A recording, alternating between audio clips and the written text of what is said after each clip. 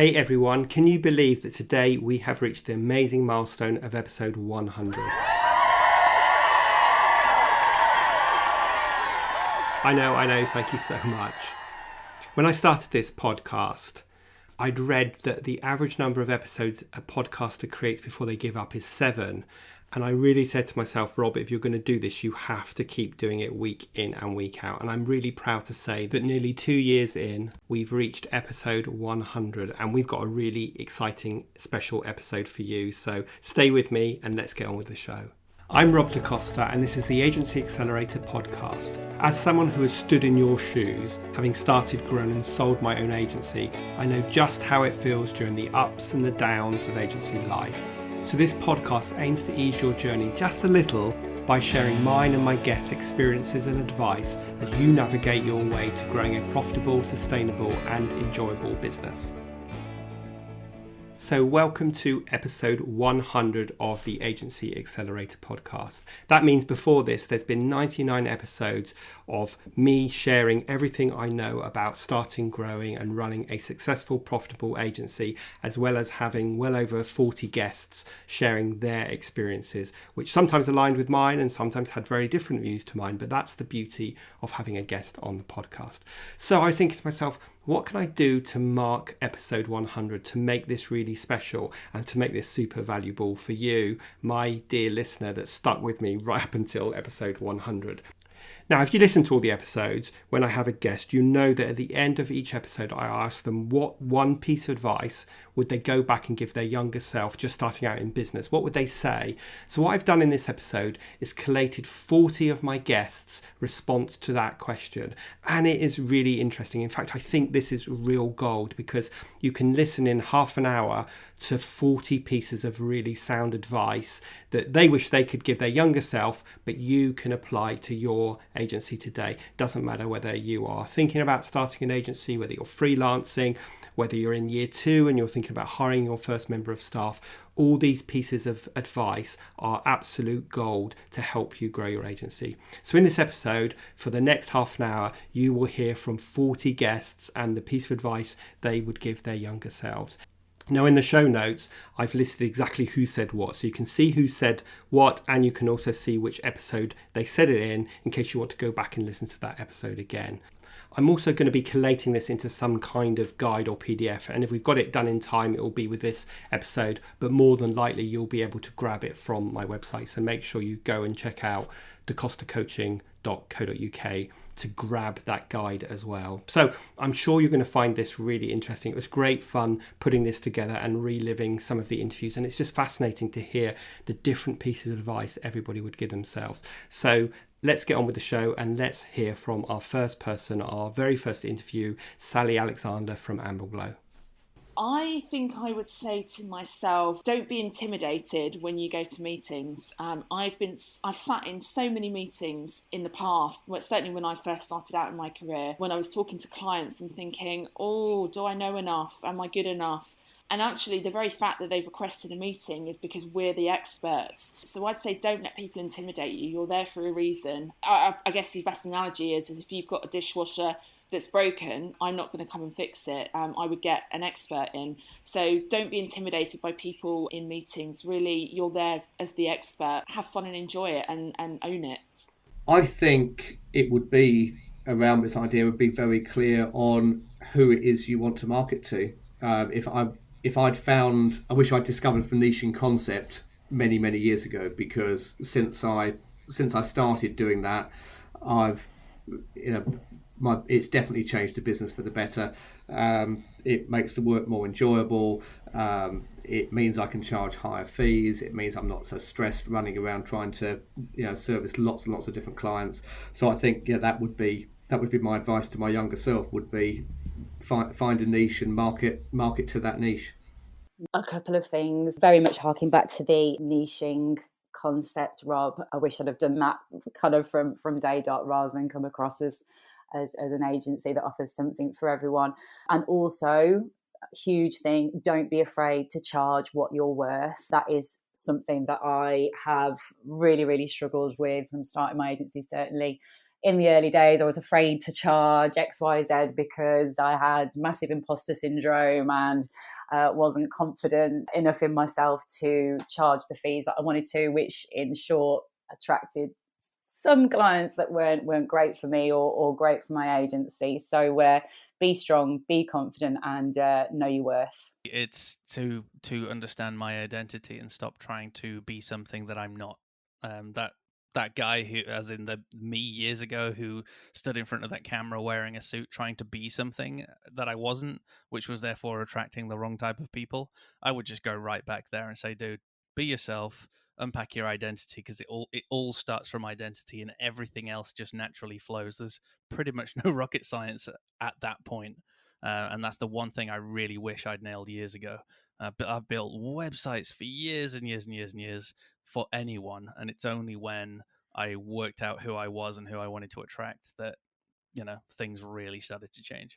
I would go back and tell myself to commit to a niche immediately, because although we had lots of fun doing lots of jobs and meeting lots of people and there being lots of variety, we actually were probably more stressed and more underpaid for the work that we were capable of at the time. So I know it feels like I'm slightly labouring the point, but we would have definitely just gone in at the point where I had an inkling that I wanted it to be an agency for agencies, to just have gone in then and saved the 12 months of umming and ahhing. What I would say to my younger self is play to your strengths. Know what you're good at. Don't be scared or don't be ashamed of what you're good at. I've always been somebody who enjoys standing up in front of an audience. I was that kid in assembly at school who wanted to stand up and do things. I was always doing readings at church and all that sort of thing. So I've always enjoyed it, but it took me a long time to recognize that was actually a useful, usable, sellable skill. So I would say to my younger self, recognize your strengths and play to those. And have more fun. Have fun with it. I'm a big believer that business, in particular if you're running your own business, it needs to be fun. If you're not enjoying it, do something different. We're going back to what we said earlier about Sunday Night Blues. You have to have, there has to be enjoyment, there has to be satisfaction, and not just monetary satisfaction. If all you're doing it is to generate money, I think that's a problem. You're not going to get a chance to rerun this career. You might as well enjoy it while you're doing it. So, absolutely, yeah, play to your strengths and have some more fun. That was what I would say to my younger self. There's a couple of pieces of advice. The first one is just try and be sort of clear about your outcomes. I think starting a business is an incredibly exciting thing to do, and I think you immediately get wrapped up in just trying to make money. And I think once that starts happening, it's just so exciting. You just sort of you carry on doing that without necessarily looking to the future. And then I think the other thing is, I certainly looked around me at my sort of peers and thought that what they had was exactly what I should have or should strive for. So, for example, an office with 20 people in and being the MD and sitting in the office on my own. And it took me quite a few years to realize actually that really, really wasn't me. So I think you've got to be able to sort of take time out and be really, really honest with yourself and honest with the skills that you've got and say, am I where I need to be? Am I really happy doing this? Because you're going to be doing it for a long time and it's something that you've made yourself. So if you're not happy doing it, then there's something wrong. I always say these two things. So the number one thing is develop healthy relationship with failure. It's a logical one, not an emotional one. And lay down strong foundations. First in you and then in whatever you do. I think because it's one piece of advice, it would be that, okay, look, you're going to make mistakes. So get out there, start making some mistakes and use that process to learn. And the opportunity with my own marketing is to make some of those technical mistakes. So that's where I get a bit more experimental or stuff that, I produce for myself that isn't necessarily released. It's just an experiment. Just be prepared to make mistakes. Don't beat yourself up about it. Use it as a point of learning. If I was going to ask someone for advice, or advise myself, the first thing I'd get them to do is make sure they spoke to someone who had done it already. And just so the thing that they're trying to do, make sure they speak to that person that's already done it and succeeded or failed at it. Because I think the one that fails at something probably has got more advice to offer than the one that succeeds. Because if you've only ever kind of been successful at what you're doing, it's great, but you're still in this bubble of whatever you touch works, and at some point you're going to make a mistake. I think the best piece of advice, the thing that's really been a game changer for me, is a willingness to dig in and learn. Being willing to understand what is happening behind the scenes really empowers you to make better choices, to make different choices, and to understand why you're making a choice. So my best advice that, has been pivotal for me all the way along has been invest in learning about how to run a business. Most of us spend time, we come into business, we know that we want to do the thing that we want to do. Maybe we come in and we like doing web design, so we start a web design agency. But there's not really a great methodology to learn about how to run a business well. They don't teach it in school, and they don't hand you a card when you become a business owner that says, oh, you're a business owner, here's what you need to know. So spending time learning how to actually run a business really will pay off huge dividends. What you think now is true. Keep believing it, and listen to people who are on track with you all the time and focus on what they're saying. And that, I think, is it. I think I would have certainly learnt a lot if I'd have had a bit more self-belief and been open to more advice. I would just say be patient. It's a marathon, not sprint sort of thing, and try to enjoy yourself a little bit more. Try to be less stressed all the time about trying to make some super successful business within a week or whatever. I think that's probably the main advice I give myself. The piece of advice I would give would just be, remember that people, relationships are at the core of any good business. And I don't mean that just by your team are the core of the business. Of course they are. Also how you conduct yourself when you are at a networking event, how you speak to people, the fact that you don't have to run a business or to be successful, be sales all the time. Just helping people is enough and is a sign of your character. Sometimes putting people together because you see there's a need and a sort of demand there or some sort of benefit for that individual. I think it's quite common that when businesses start out, they're quite closed and they don't like to share at all. And we were certainly like that at the beginning. And I think just to be a little bit more open, remember people at the heart of this and enjoy. I think the first thing I would say is don't be too regimented in your thinking or your approach. I had a very solid career path that I was following, and I had a certain job title that I wanted by the time I was 30, and I got there at 26 and absolutely hated it. Be careful what you wish for. Exactly, very much so. But that was something that then enabled me to completely change who I was and what I found my passion for, again, which was really, really critical. And I think doing that in a way that, so if I combine that, not being too regimented with the concept of being inquisitive or being curious and trying to learn as much about the world as possible or about processes in the office as possible, was something that took me a while to get to. And I think if I'd had that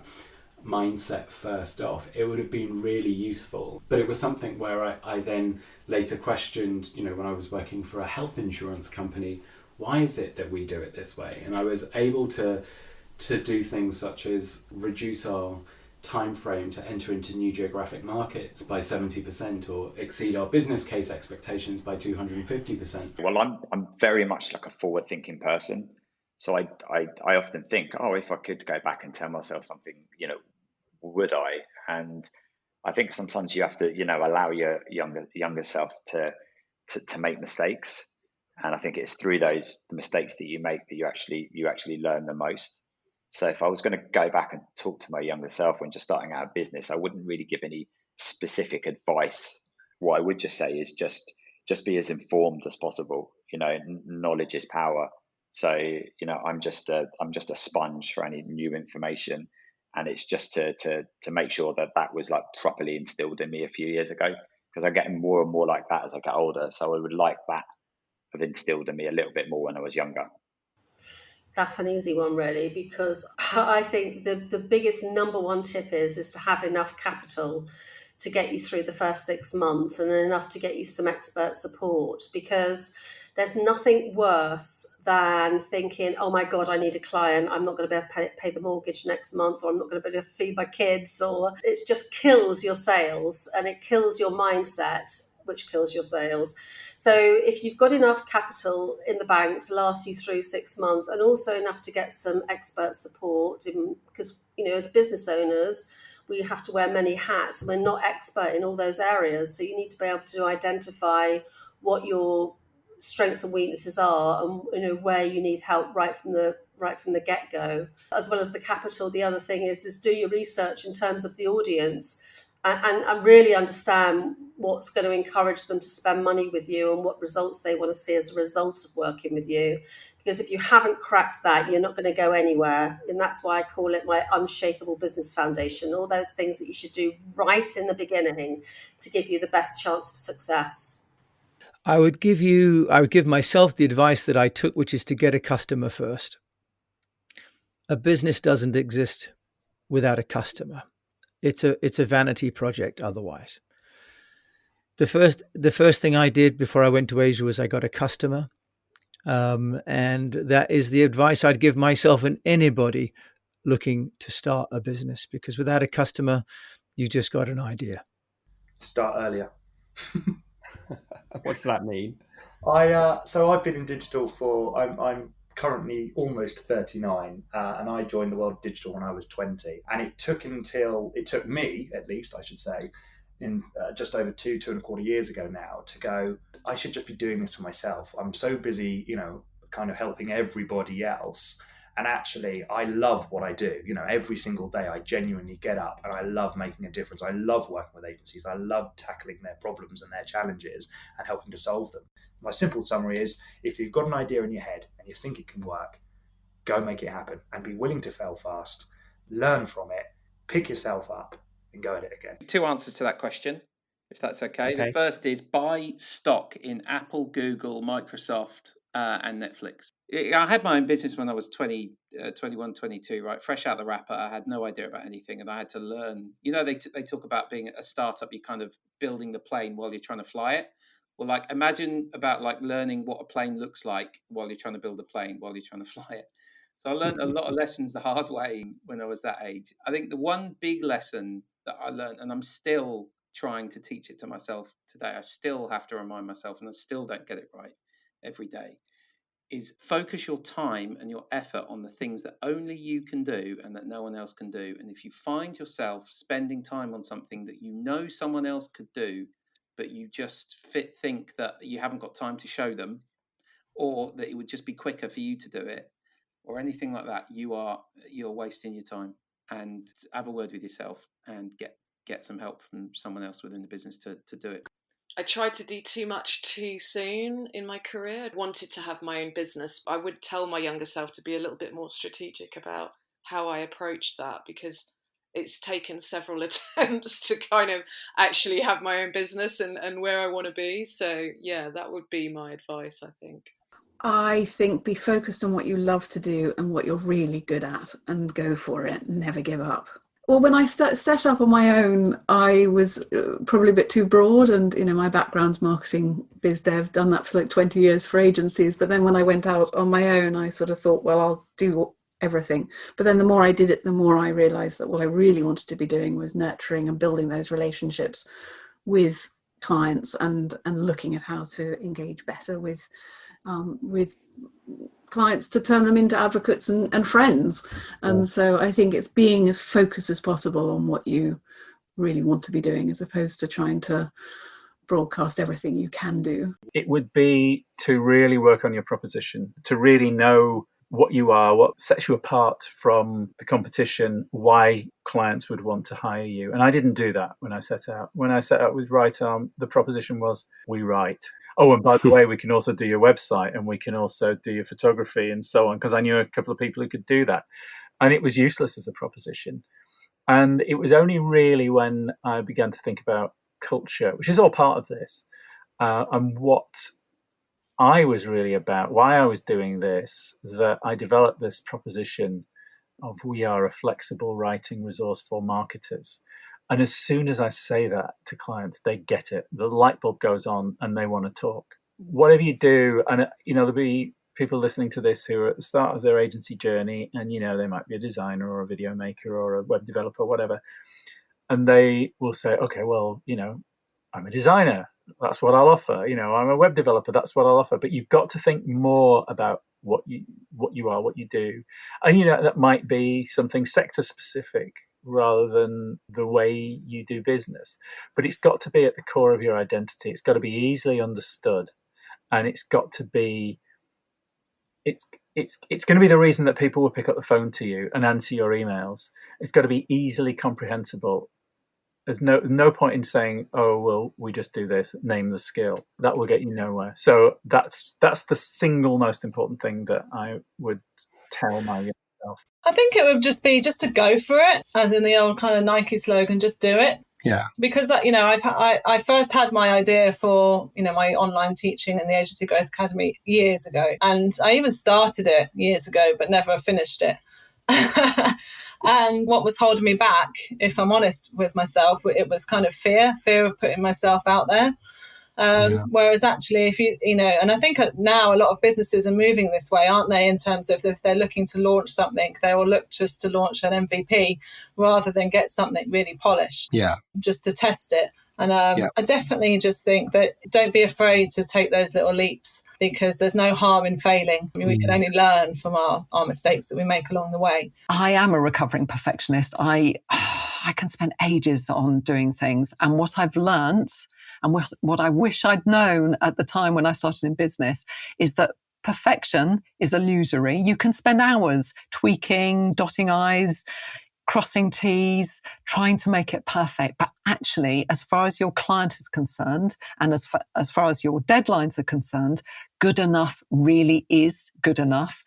Even if you're doing something in rough, if you're putting your expertise and your knowledge down on paper or on video or whatever, actually it probably is good enough. And perfection can waste you time, it can delay deadlines, and in the end it's just a source of frustration. So please, if you're building a business around expertise and knowledge, the chances are you already have a head start. You already are meeting standards that will satisfy your clients. So please don't strive for perfection.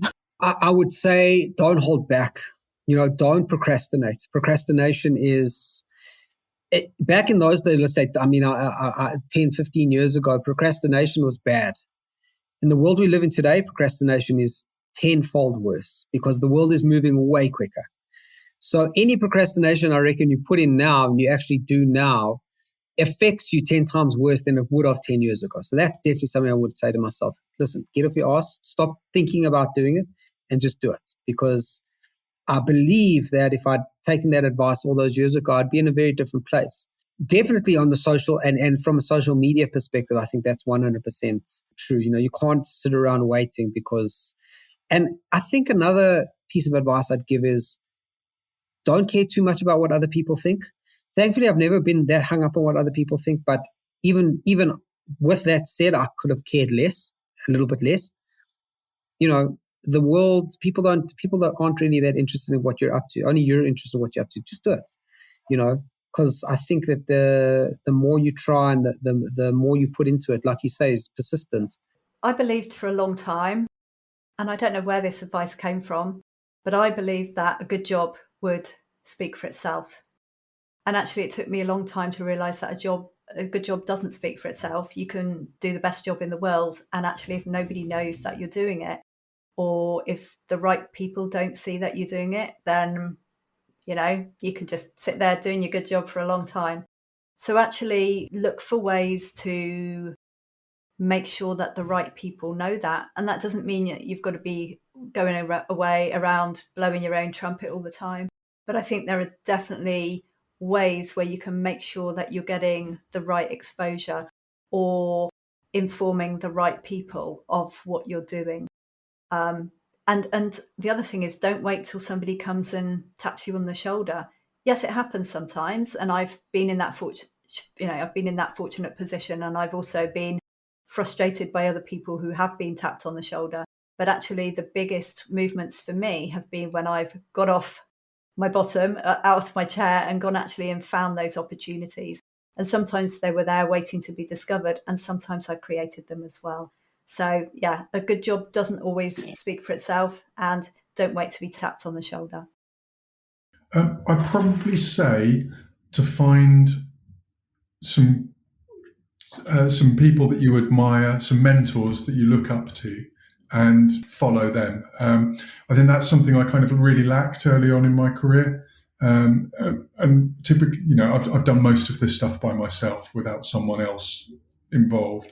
And I think I could have learned a lot more, a lot quicker, if there were people around with that kind of expertise. And looking back, if I'd have gone and sought that out, I think I would have seen some quite big improvements quite quickly.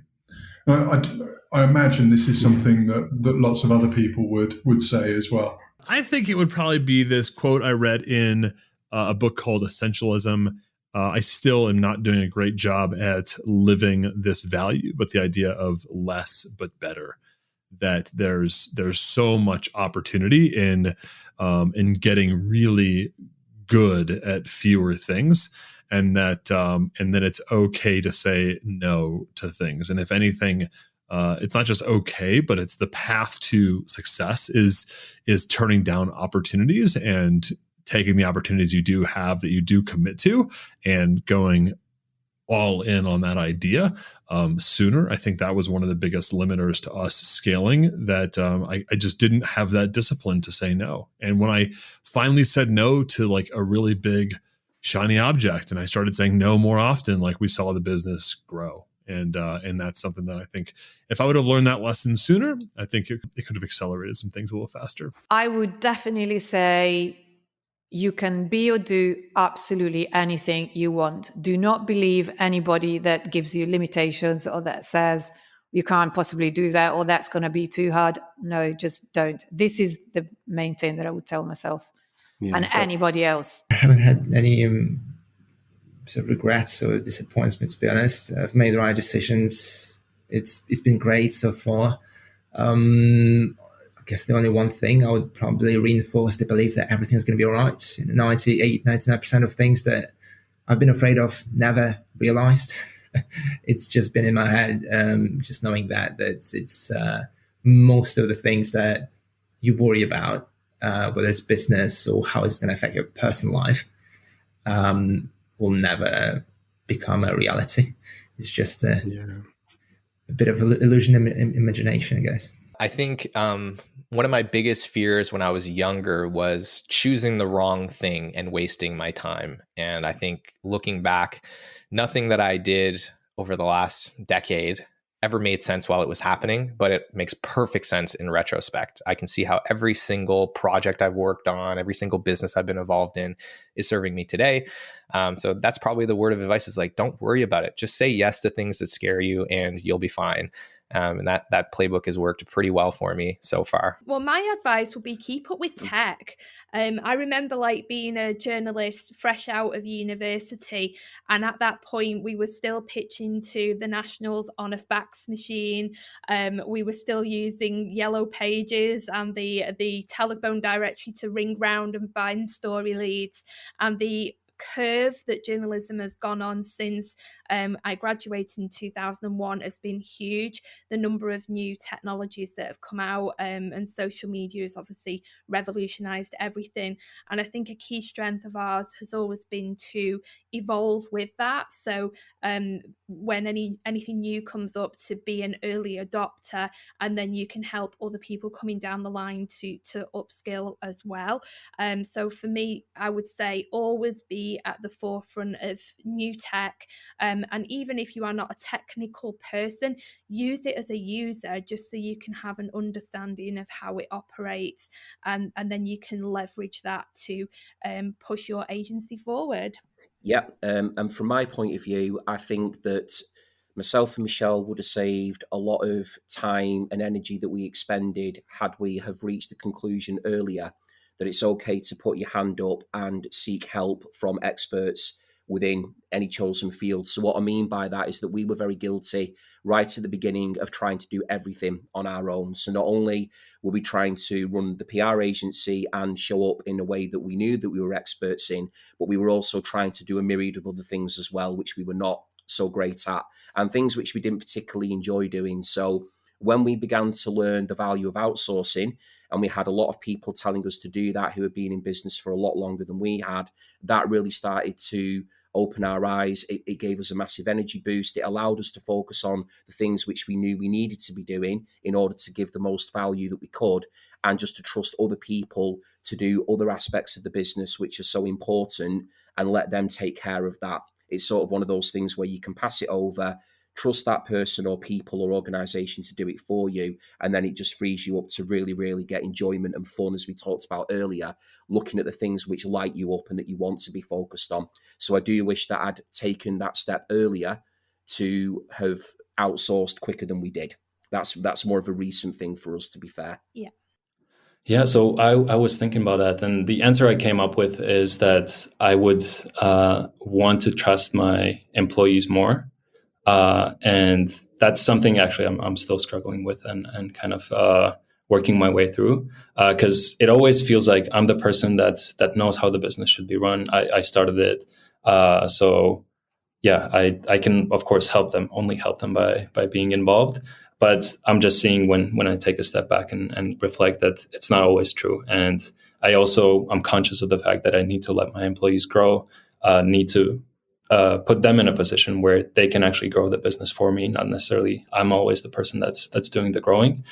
So that's something I wish I've started on earlier. I'm now started and I'm still working through it. So I think many people have a similar problem, but I think that is the good fight to fight. So that's what I'm trying to do. Well, I haven't been back and checked, but there are actually two bits of advice, because I think since you asked me that on episode 6, I think I got asked it on someone else's podcast and gave a different answer. So I'm going to give both.